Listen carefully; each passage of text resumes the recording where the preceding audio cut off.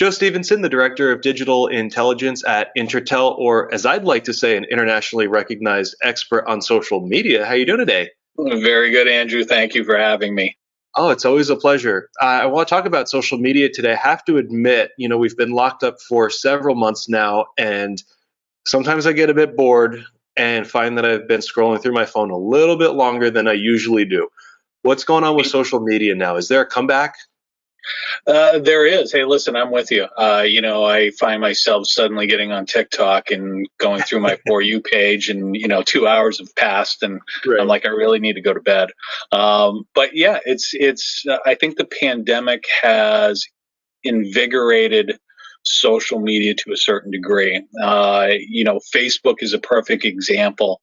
When this thing hit and the lockdowns went in place in March, I was surprised to see the amount of people, especially in that 25 to 35 age range, suddenly make a return to Facebook. And it wasn't just a return to Facebook, it was a return to opening up their public feed, Hmm. posting, and making sure that that was visible to whoever wanted to look at it. And Right. I think that's what the pandemic did, is it took that social relationship that we had going out to the bars and what have you, and being more concerned about privacy when we could see each other face to face, and suddenly turned it into, I can't leave my building. I want Right. people to engage with me, and I want whoever can see it to see it. So, So through March and April, May, we really saw a lot of people posting information. And then, of let's talk course, more.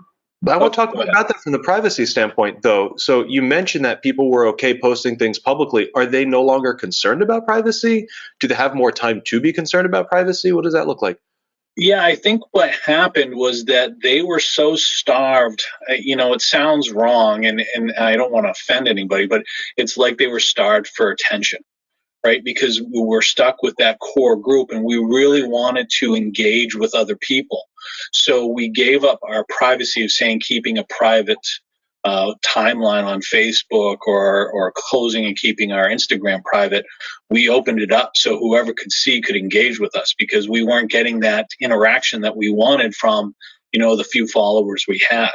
Right. Uh, and then I think, election year, I think with the political climate, I think with the way certain things were occurring in the country, was driving people to want, to at least express their opinions. Sports shut down, so we had no outlet there. I mean, I think it was kind of this perfect storm. So yes, I think to a certain degree, people just said, "Okay, I get it. People are going to see what I'm putting up there, but I don't care." I saw huge, I live in Chicago, and restaurants were and still are suffering immensely as a result of this pandemic. And I saw a lot of people actually bashing insurance carriers for not covering the pandemic or issues related to it. And it doesn't have the best perception, right, from consumers who typically don't or shouldn't, right, if the statistics work out, see the benefits from their insurance carriers. Is there going to be a backlash here on either side, do you think? Uh, I think everybody's always going to look for a fall guy, so to speak. They're going to look for somebody to blame.